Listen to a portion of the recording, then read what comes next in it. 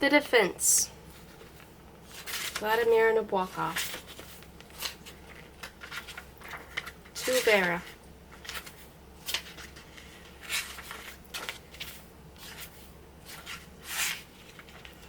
Forward. The Russian title of this novel is Zashita Luzhina, which means the Luzhin defense, and refers to a chess defense supposedly invented by my creature, Grandmaster Luzhin. The name rhymes with illusion, if pronounced thickly enough to deepen the U into an oo. I began writing it in the spring of 1929 at Le Belou, a small spa in the Pyrenees Orientales, where I was hunting butterflies, and finished it the same year in Berlin. I remember with special limpidity a sloping slab of rock, and the ulex and ilex-clad hills where the main thematic idea of the book first came to me. Some curious additional information might be given if I took myself more seriously. Zashita Luzhina, under my pen name Viserin, ran in the émigré Russian quarterly Sovremeniye Zapisky, Paris, and immediately afterwards was brought out in book form by the émigré publishing house of Slovo, Berlin, 1930. The paper-bound edition, 234 pages, 21 by 14 centimeter jacket, a solid dull black with gilt lettering, is now rare and may grow even rarer. Poor Luzhin has had to wait 35 years for an English-language edition. True, there was a promising flurry in the late 30s when an American publisher showed interest in it, but he turned out to belong to the type of publisher who dreams of becoming a male muse to his author, and our brief conjunction ended abruptly upon his suggesting I replace chess by music and make Luzhin a demented violinist. Rereading this novel today, replaying the moves of its plot, I feel rather like Anderson, fondly recalling his sacrifice of both rooks to the unfortunate and noble Kisirtsky, who is doomed to accept it over and over again through an infinity of textbooks with a question mark for a monument. My story is difficult to compose, but I greatly enjoyed taking advantage of this or that image and scene to introduce a fatal pattern into Luzhin's life, and how to endow the description of a garden, a journey, a sequence of humdrum events with the semblance of a game of skill, and especially in the final chapters with that of a regular chess attack, demolishing the innermost elements of poor fellow's sanity. In this connection, I would like to spare the time and effort of hack reviewers, and generally persons who move their lips when reading and cannot be expected to tackle dialogueless novel, when so much can be gleaned from its foreword, by drawing their attention to the first appearance of the frosted window theme, associated with Luzhin's suicide, or rather suimate, as early as chapter 11, or to the pathetic way my morose grandmaster remembers his professional journeys, not in terms of sunburst luggage labels and magic lantern shots, but in terms of the tiles of different hotel bathrooms and corridor toilets, that floor with the white and blue squares, where he found and scanned his throne, imaginary combinations of the match game in progress, or teasingly asymmetrical, commercially called agate pattern, with a night move of 3 Arlequin colors, interrupting here and there the neutral tint of the otherwise regularly checkered linoleum between Rodin's Thinker and the door, or certain large glossy black and yellow rectangles whose H-file was painfully cut off by the other ochre vertical of the hot water pipe of that palatial water closet, on whose lovely marble flags he recognized intact the shadowy figurations of the exact position he had brooded upon, chin on fist, one night many years ago. But the chess effects I planted are distinguishable not only in these separate senses, their concatenation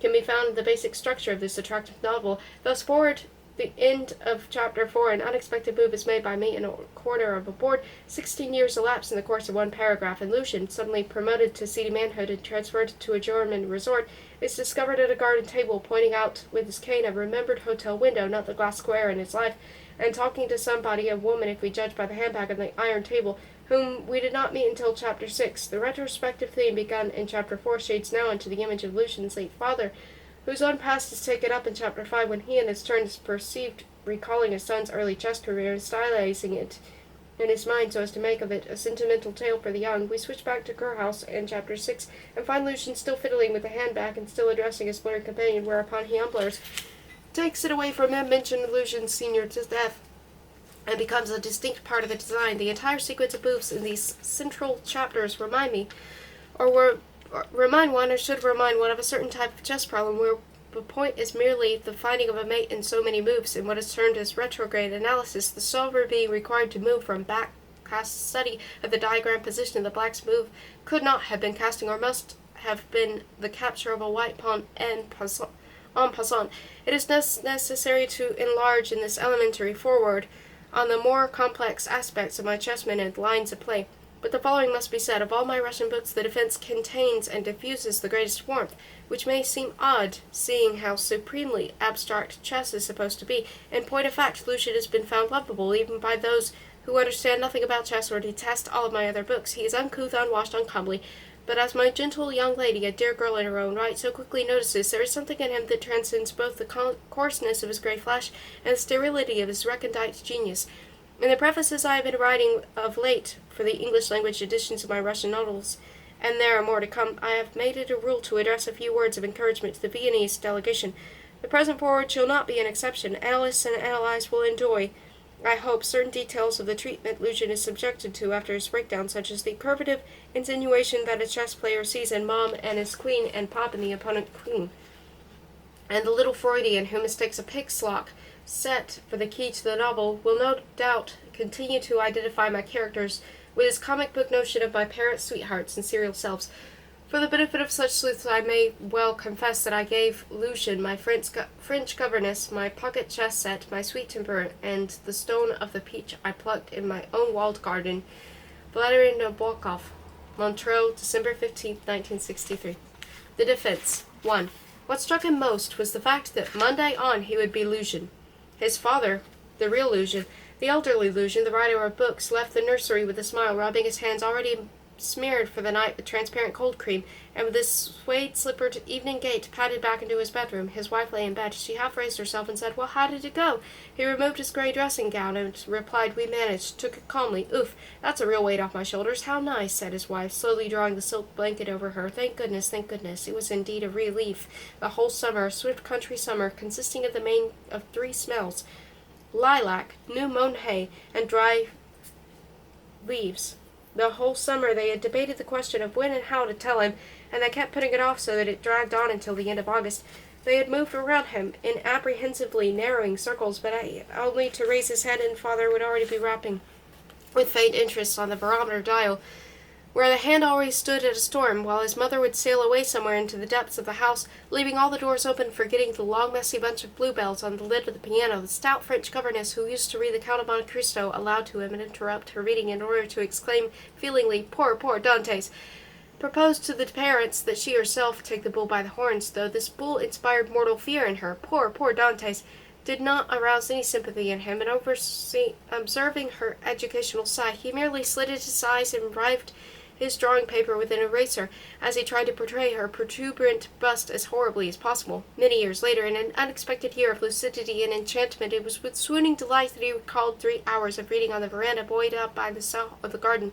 The recollection was saturated with sunshine and the sweet inky taste of the sticks of licorice, bits of which she used to hack off with blows of her penknife and persuade him to hold under his tongue. At the tacks he had once placed on the wickerwork seat, detained with crisp crackling sounds to receive her obese coop, were in retrospect equivalent with the sunshine and the sounds of the garden, and the mosquito fastening onto his skinned knee and peacefully raising his rubescent abdomen. A 10-year-old boy knows his knees well, in detail, the itchy swelling that had been scratched till it bled, the white traces of fingernails on the suntanned skin, and all those scratches which are the appended signatures of sand grains, pebbles, and sharp twigs. The mosquito would fly away, evading his slap.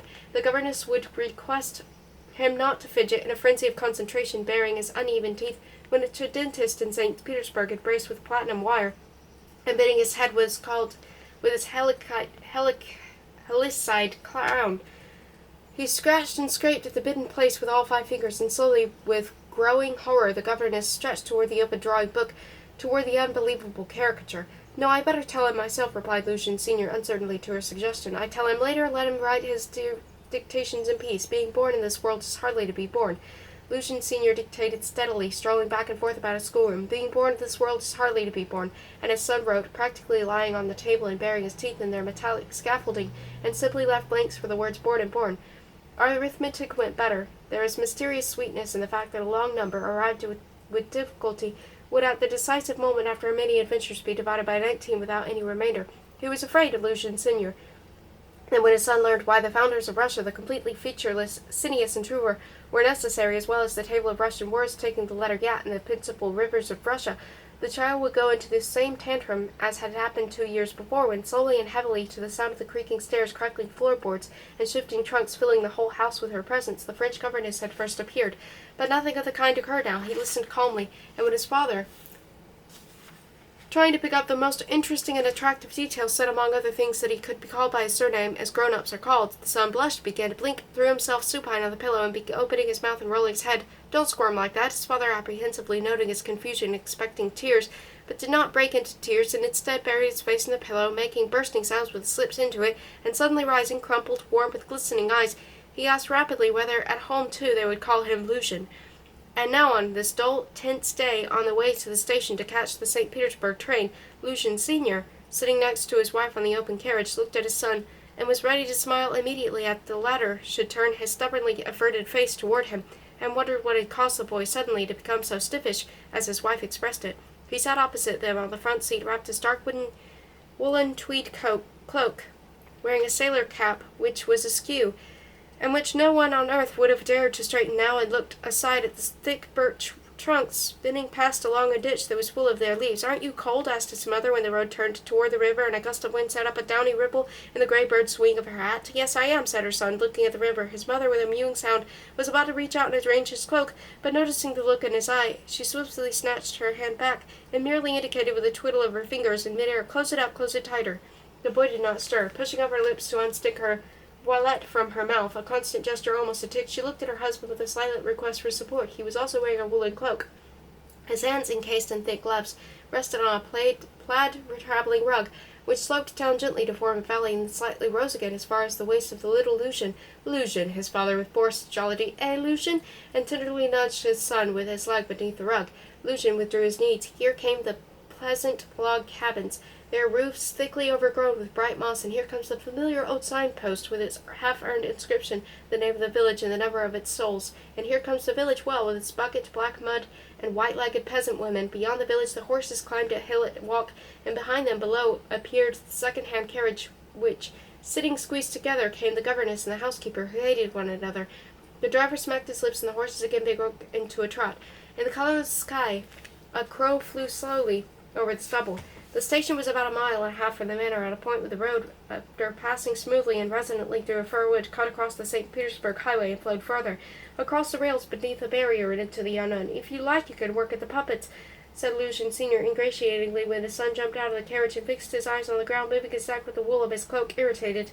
He silently took the proffered 10-kopeck coin. The governess and the housekeeper crawled ponderously out of the second carriage, one to the right and the other to the left. Father took off his gloves. Mother, disengaging her veil, kept an eye on the barrel-chested porter, who was gathering up their traveling rugs. A sudden wind raised the horses' manes and dilated the driver's crimson sleeves. Finding himself alone on the station platform, Luzhin walked toward the glass case where 5 little dolls were pitted. Bare legs awaited the impact of a coin in order to come alive and revolve, but today their expectation was in vain, for the machine turned out to be broken and the coin was wasted. Luzhin waited a little while and then turned and walked to the edge of the tracks. To the right a small girl sat on an enormous bale, eating a green apple, her elbow popped up in her palm. To the left stood a man in gaiters, with a riding stick in his hand, looking at a distant fringe of the forest, whence in a few minutes would appear the train's harbinger, a puff of white smoke. In front of him, on the other side of the tracks, beside a tawny second-class car without wheels, which had taken root in the ground and turned into a permanent human dwelling, a peasant was chopping firewood. Suddenly all this was obscured by the mist of tears. His eyelids burned, and it was impossible to bear what was about to happen. Father with a fan of tickets in his hands, mother counting their baggage with his eyes. The train rushing in, the porter placing the steps against the car platform to make it easier to mount. He looked around. The little girl was eating her apple.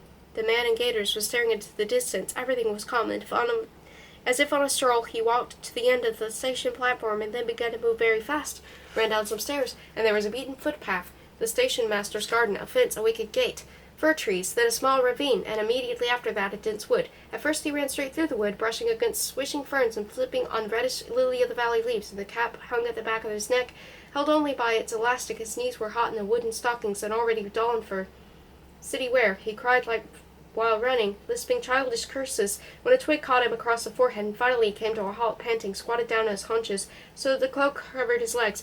Only today, on the day of their annual move from the country to country, on a day which itself was never sweet, when the house was full of draughts and you envied so much the gardener who was not going anywhere, only today did he realize the full horror of the change that his father had spoken of. For autumn return to the city now seemed happiness. His daily morning walks with the governess, always along the same streets, along the Nevsky and back home, by way of the embankment, would never be repeated. Happy walks. Sometimes he had suggested to him that it began with the embankment, but he had always refused, not so much because he had liked the habitual from earliest childhood, as because he was unbearably afraid of the cannon at Peter and Paul Fortress, of the huge thunder-like percussion that made window panes in the house rattle and was capable of bursting one's eardrum, and he always contrived by means of imperceptible maneuvers to be on the Nevsky at 12 o'clock as far as possible from the cannon, whose shot, if he changed the order of his walk, would have overtaken him right by the Winter Palace. Finished also were his agreeable after-lunch musings on the sofa beneath the tiger rug, and at the stroke of 2, his milk in a silver cup, giving it such a precious taste, and at the stroke of 3, a turn in the open landau. In exchange for all this came a something new, unknown, and therefore hideous, an impossible, unacceptable world, where there would be 5 lessons from 9 to 3 and a crowd of boys, still more frightening than those who had just recently on a July day here in the country, right out on the bridge, had surrounded him, aimed 10 pistols at him, and fired him with stick-like projectiles, whose rubber suction cups had perfidiously been pulled off. The wood was still and damp. Having cried his fill, he played for a while with a beetle nervously moving its feelers, and then had quite a time crushing it beneath a stone as he tried to repeat the initial juicy scrunch. Presently he noticed that it had begun to drizzle. Then he got up from the ground, found a familiar footpath, and stumbling over the roots started to round the vague, vengeful thoughts at getting back to the manor. He would hide there. He would spend that winter there, subsisting on cheese and jam for the pantry. The footpath meandered for 10 minutes or so through the wood, descended to the river, which was all covered with circles from the raindrops, and 5 minutes later he would hove into a sight of the sawmill, its footbridge where he sank into the ankles in sawdust, and the path upward, and then, through the bare lilac bushes, the house.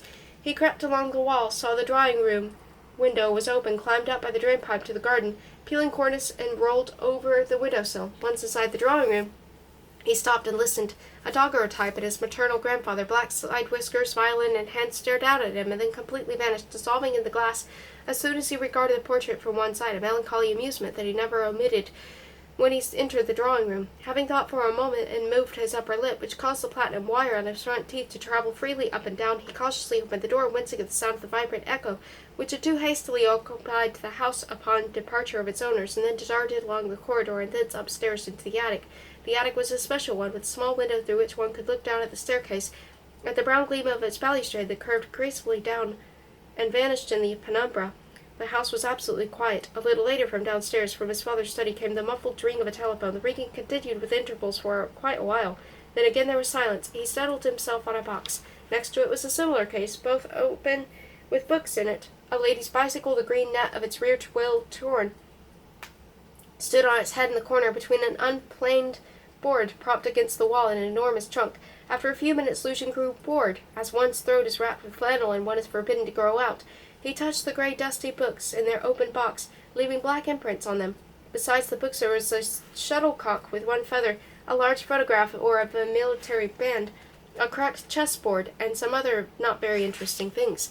In this way an hour went by. Suddenly he heard the noise of voices and the whine of the front door. Taking a cautious look through the little window, he saw below his father, who like a young boy ran up the stairs, and then, before reaching the landing, descended swiftly again, throwing his knees out on either side. The voices below were now clear, the butler's, the coachman's, the watchman's. A minute later the staircase again came to life. This time his mother came quickly up it, hitching up her skirt, but she also stopped short of the landing, leaning instead over the balustrade, and then swiftly, with arms spread out, she went down again. Finally, after a minute had passed, they all went up in a posse. His father's bald head had glistened. The bird on his mother's hat swayed like a duck on a troubled pond, and the butler's grey crew cut bobbed up and down at the rear.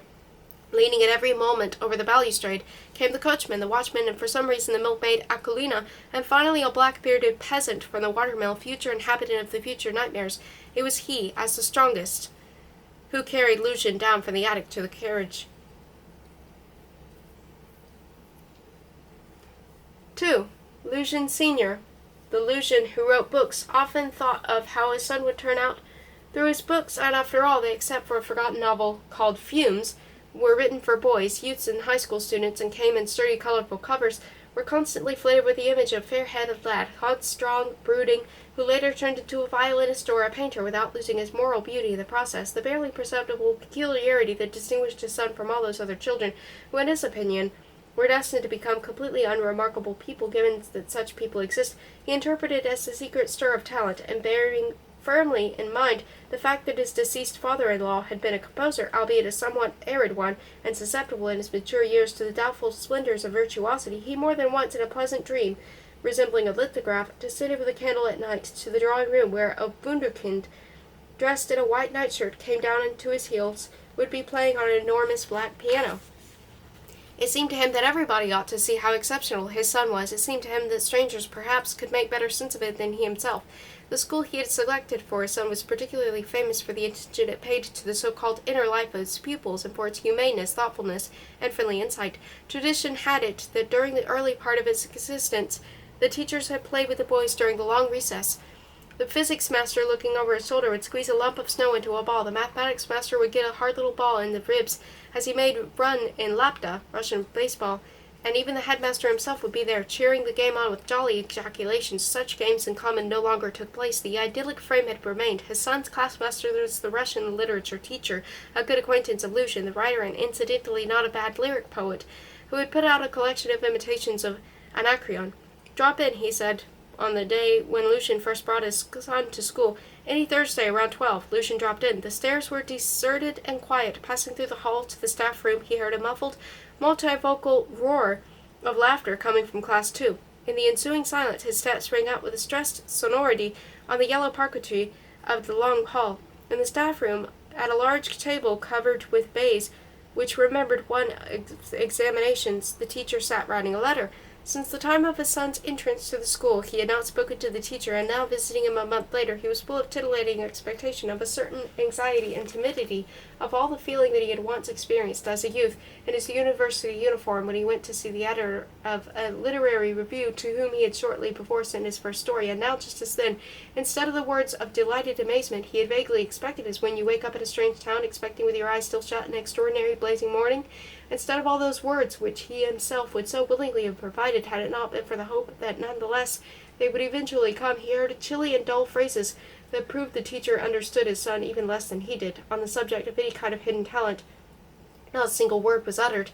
Inclining his pale bearded face with two pink grooves on either side of the nose, from which he carefully removed his tenacious pince-nez, and rubbing his eyes with his palm, the teacher began to speak, first saying that the boy might do better than he did, that the boy seemed not to get on with his companions, that the boy did not run about much during the recess period. "The boy undoubtedly has ability," said the teacher, concluding his eye-rubbing, "but we noticed a certain listlessness." At this moment the bell was generated somewhere downstairs, and then bounded upstairs and passed unbearably shrilly through the whole building. After this were 2 or 3 seconds of the most complete silence. Suddenly everything came to life and burst at noise. Desk lids banged, the hall filled with talking and stamp of feet. "The long recess," said the teacher. "If you like, we'll go down to the yard, and you can watch the boys at play."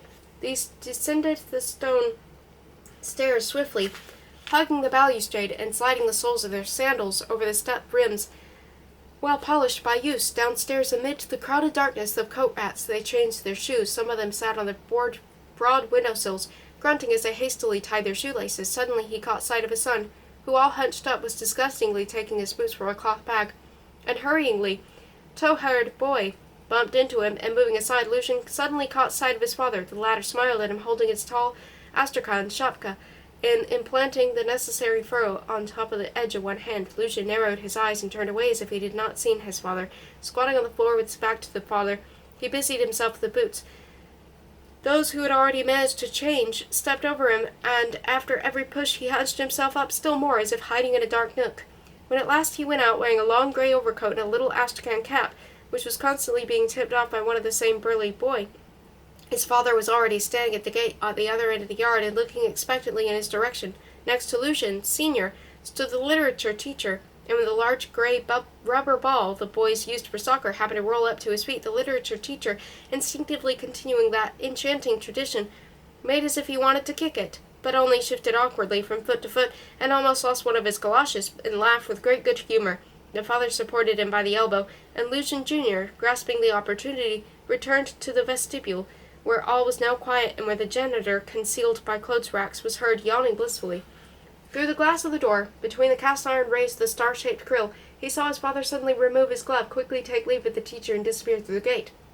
Only then did he creep out again, and carefully skirting the players make his way left to where firewood was stacked under the archway. There, raising his collar, he sat down on a pile of logs. In this way he sat through approximately 250 long intermissions until that year that he was taken abroad. Sometimes the teacher would suddenly appear from round a corner. "Why are you always sitting in a heap, Luzhin? You should run about a bit with the other boys." Luzhin would get up from the woodpile, trying to find a point of equidistant from those three of his classmates who were especially fierce at this hour, shy away from the ball propelled by someone's resounding kick, and having assured himself that the teacher was far off, would return to the woodpile. He had chosen this spot on the very first day, on that dark day when he had discovered such hatred and derisive curiosity around him that his eyes had automatically filled with a burning mist, and everything he looked at out of the cursed necessity of looking at something was subject to intricate optical metamorphoses.